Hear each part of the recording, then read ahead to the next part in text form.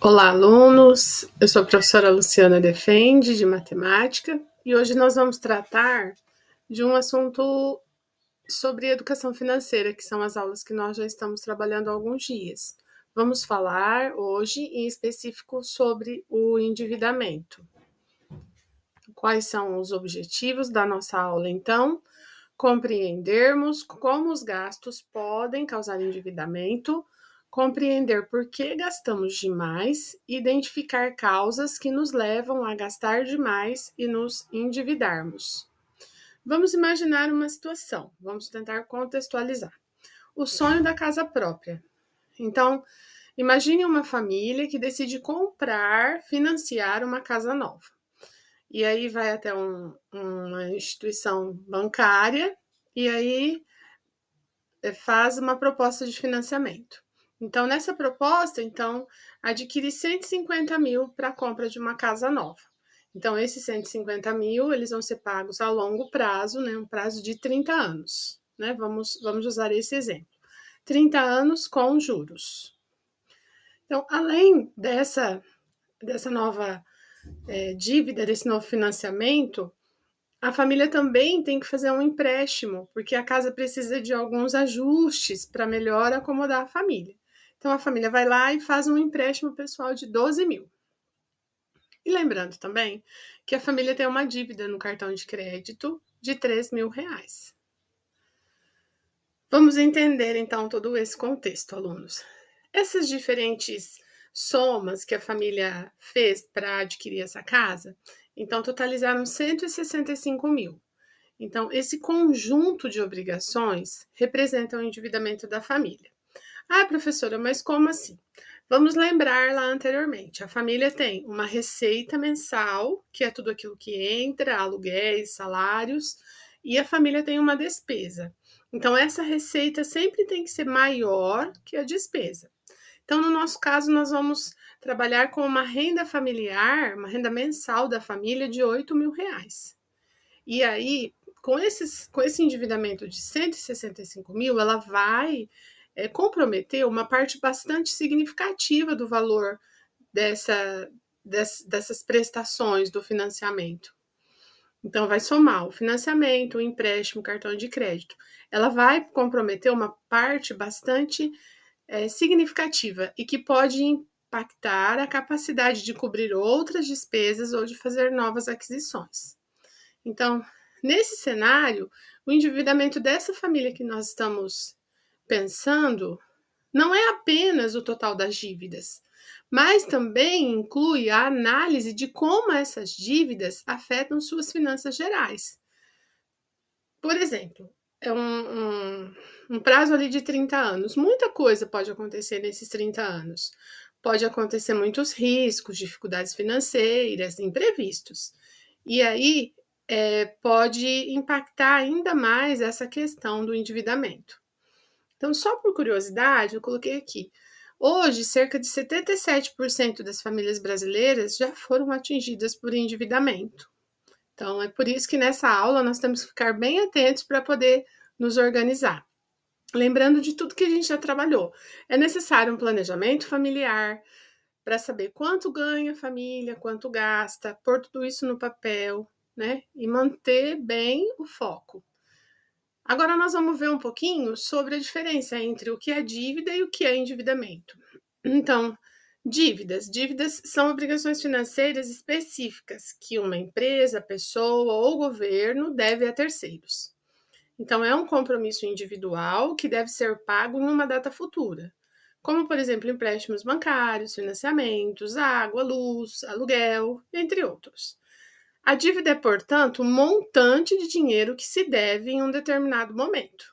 Nós estamos no mês de agosto. Quanto é que eu devo aqui no mês de agosto? Isso são dívidas.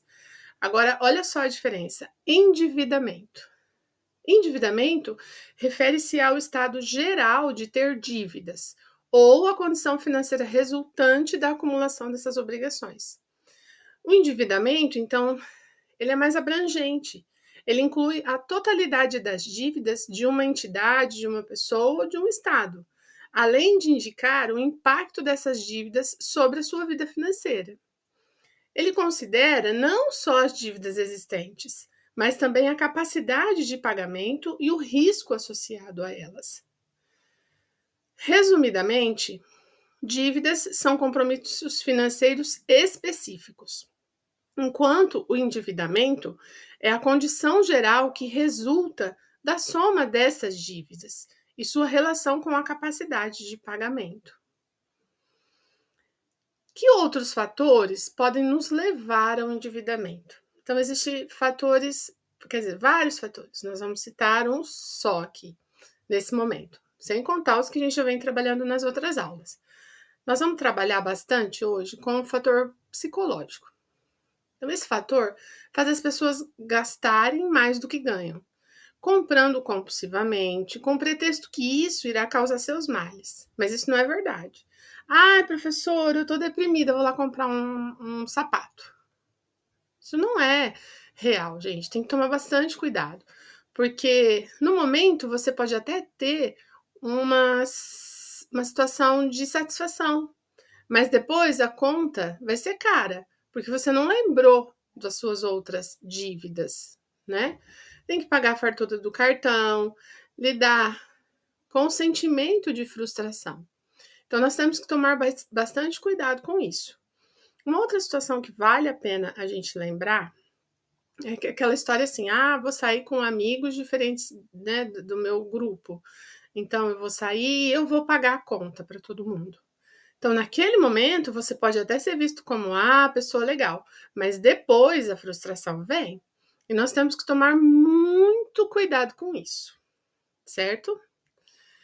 Então, vamos concluir aqui. A questão, primeiro, das questões psicológicas. Então, tem gente que, porque tá triste, vai comprar mais. Porque tá alegre, vai comprar uma blusa. Porque tomou as contas do emprego, vai se alegrar fazendo contas, e não é bem assim. Então, vamos ficar bem atentos a essa questão psicológica, certo?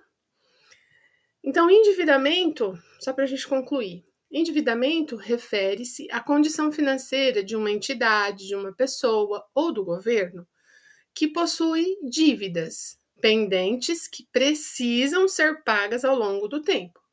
Essas dívidas podem ser adquiridas por meio de empréstimos, financiamentos ou qualquer forma de crédito concedida por instituições financeiras ou credores.